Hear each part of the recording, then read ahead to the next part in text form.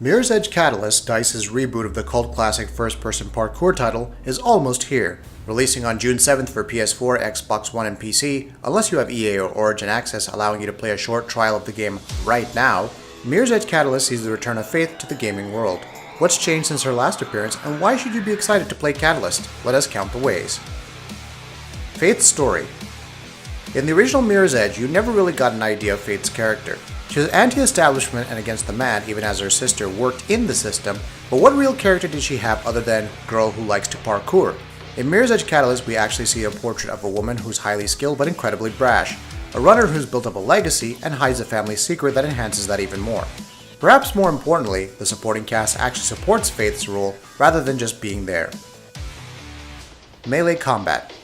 Ever tried fighting in Mirror's Edge without the use of slow-mo? Because it was painful. The best method was to counter enemies and steal their weapons, which could be very hit or miss at normal speeds. Catalyst changes this by offering more tactical options for its various enemy types. You're motivated to move around your enemies, possibly throwing them into each other and then taking advantage of their stumbling. This isn't the second coming of Dark Souls by any means, but it's a definite step up from the first game. Parkour Skills.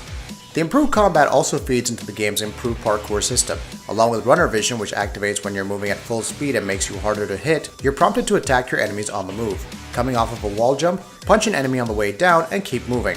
The parkour system also feels easier and more fluid to manage, making it a joy to navigate this massive city. You'll still fall to your death from time to time, but now it feels less random, and there aren't any excruciating loading times holding you back either.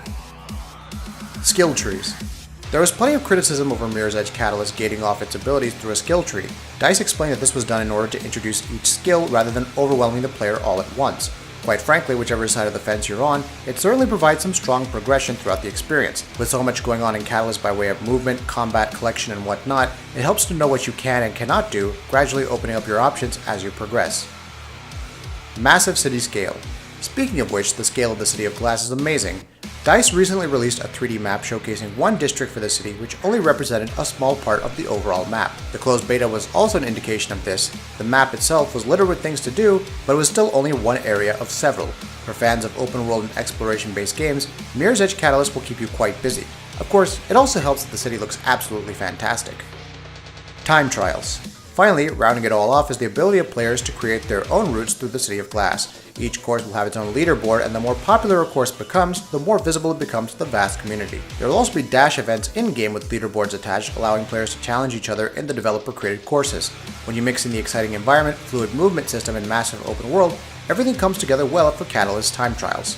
Which feature of Mirror's Edge Catalyst are you looking forward to? Let us know in the comments, and we'll see you next time.